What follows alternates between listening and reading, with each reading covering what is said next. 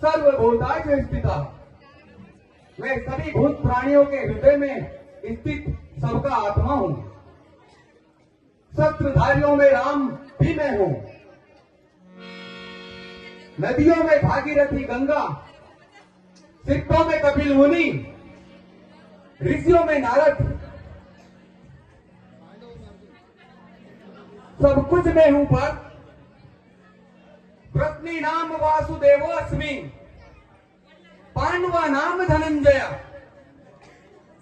प्रश्नवंशियों में कृष्ण अर्थात मैं, अर्थात स्वयं तुम्हारा सखा भी मैं हूं।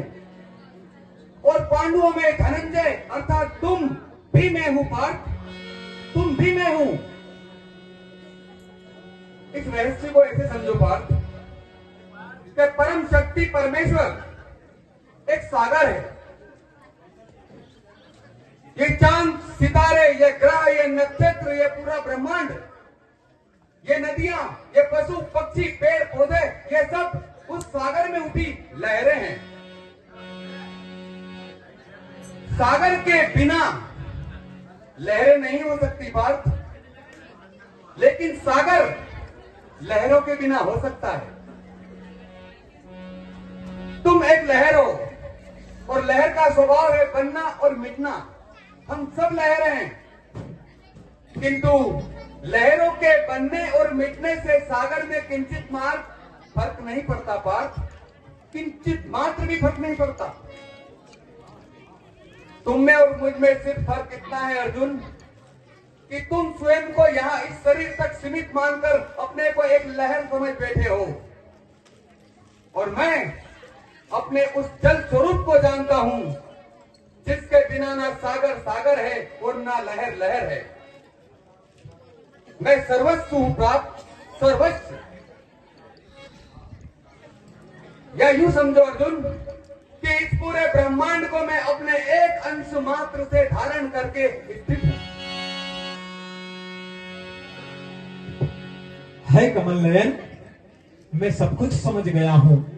दुविधा और आशंका के बादल छिट गए हैं। जो आपने कहा सिर्फ वही सत्य है, इसके सिवा कुछ नहीं माधव। मैं सब कुछ समझ गया हूं। हे परमेश्वर, मैं आपके उस दिव्य रूप के दर्शन करना चाहता हूं।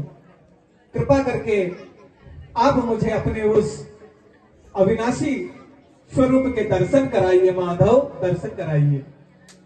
हे निष्पाप अर्जुन, मेरे उस स्वरूप के लिए तो देवता भी आकांक्षा करते हैं, किंतु मैं ना तप से, ना दान से, ना यज्ञ से प्राप्त होता हूं, किंतु हे निष्पाप अर्जुन, अनन्य भक्ति के द्वारा जो पुरुष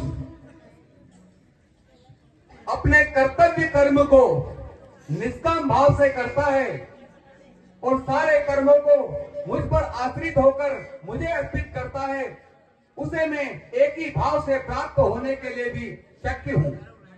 किंतु हे अर्जुन, मेरे उस स्वरूप का दर्शन तुम इन प्राकृत नेत्रों से नहीं कर सकते, इसलिए तुम्हें दिव्य दृष्टि की आवश्यकता होगी। अतः मैं तुम्हें दिव्य दृष्टि प्रदान करता हूं।